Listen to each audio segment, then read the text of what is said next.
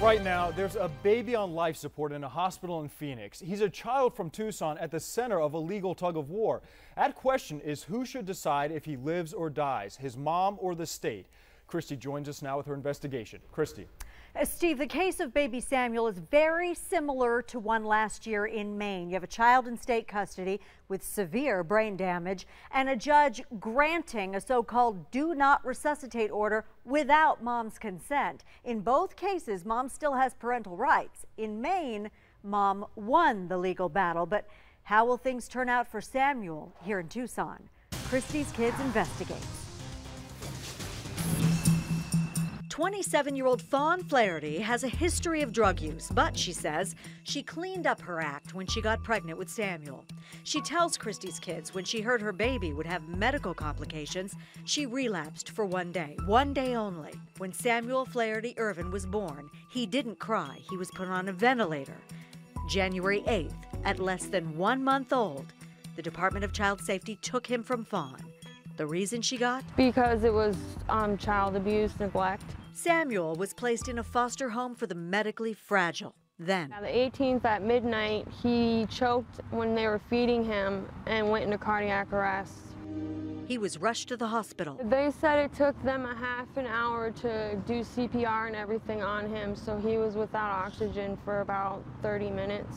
Fawn says when Samuel was with her, he never choked. I find it very suspicious. Without warning, Fawn's attorney called, saying there was an emergency hearing. And DCS saying that at first they wanted to pull the plug. Then, pretty much they got the judge to sign a do not resuscitate order, so if he goes into cardiac arrest, they're not going to do anything, they're just going to let him die.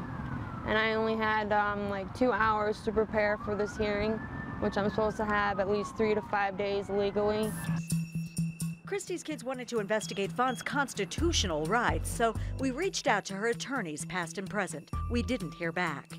Another child dependency lawyer in Tucson, Kimberly Moffitt, walked us through the case and said Fawn still has parental rights that are protected. When DCS tries to get an emergency order for something, then you as a parent absolutely have the ability to weigh in, and the court has to give you ample opportunity to do that. 7 to 10 days, according to Moffitt. Remember, Fawn says she got 2 hours to prepare for this hearing.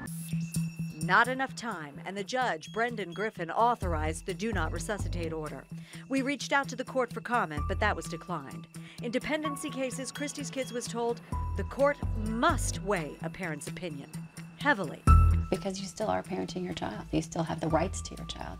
They've not been terminated. Fawn filed an appeal saying she got a mere 4 hours, no time to present her own medical witnesses, and she argued her constitutionally protected due process rights had been violated. Shortly after our interview with Fawn almost 3 months ago, Christy's Kids asked for Samuel's DCS case file. There was an exchange of email until April 14th when DCS wrote back that it can't provide any information in an ongoing matter, but said the department's aware of the case and is pursuing it appropriately. After that, Fawn informed Christy's Kids she was told not to have any more contact with the press. April 24th, a ruling came down. It acknowledged a letter from Samuel's doctor stating that he'd not ever be able to breathe on his own or eat on his own, and it said the doctor recommended Samuel not receive resuscitative efforts if he deteriorates. Still, the appellate court decided because DCS confessed error, the do not resuscitate order should be vacated. There was no real decision on whether Fawn's constitutional rights were violated. For Fawn, there's still fear. And not just in the case of Samuel. Just pray for my son, that's it. And I hope this doesn't happen to anyone else's child. Samuel has been at a couple of hospitals up in Phoenix, but DCS won't tell us how much that medical care is costing the state. Also, we asked if DCS will try again for a do not resuscitate order. That question wasn't answered. We'll let you know if we hear anything more. Steve.